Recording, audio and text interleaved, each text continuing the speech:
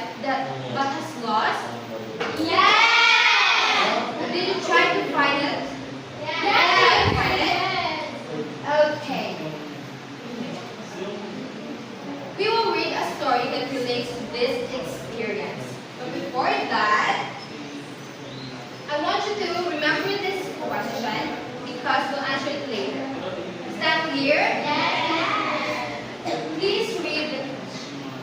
How did Luna feel at the end and why?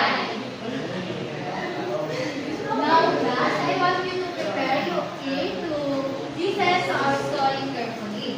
So, who wants to have short storytelling? Okay, so looks like everyone will be quiet is counting.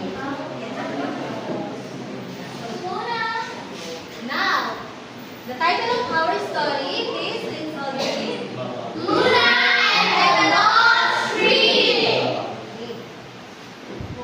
So, Luna was a curious 9-year-old girl who loved visiting the big park near the school. Teacher, I'm sorry, but my classmate didn't see your story. Okay, so one Sunday morning, she noticed something strange. Her favorite tree, the old man near the playground, was gone.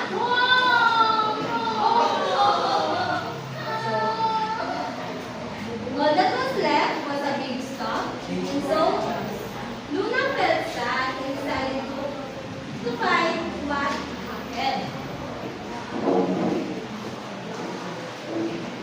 She asked the park gardener, Mr. Andres, who explained that the tree was cut down because it was sick and hollow inside. Oh no!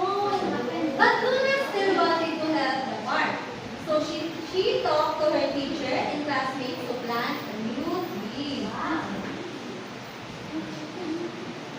Together, they made a poster, talked to their parents, and even wrote a paper.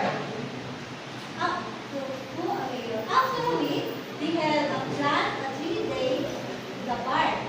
Lots of kids and parents came to help. Wow.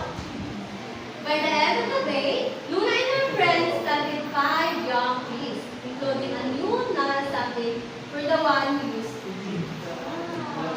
Luna smiled, knowingly they made different for the environment.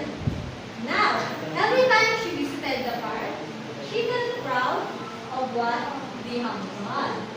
So, do you enjoy the story, class? Yes! Again, what was the title of our story? Teacher, Stella? it's Luna and the Lost Tree. Alright, it's Luna and the Lost Tree. Now, why does Luna feel sad? Yes, why?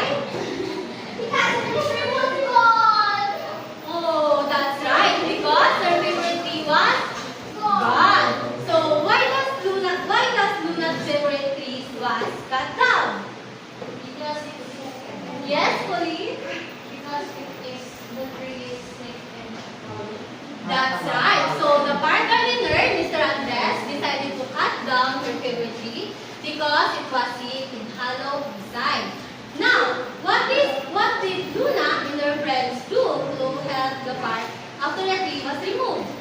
Yes, Elaine? They organized a plant a tree day. No, very good. They organized a simple activity which is plant a tree day. Wherein we plant a new trees. Now, let's go back to our motivation question earlier. And let's answer it.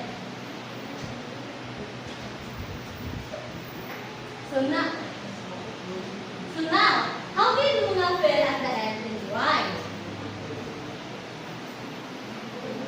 Yes, Elaine? Teacher, Luna proudly watches a new narrow tree being planted, being happy and hopeful for the nature. Very good. So Luna feel happy and proud of what she did. Now, if you were Luna, in what ways could you protect our nature?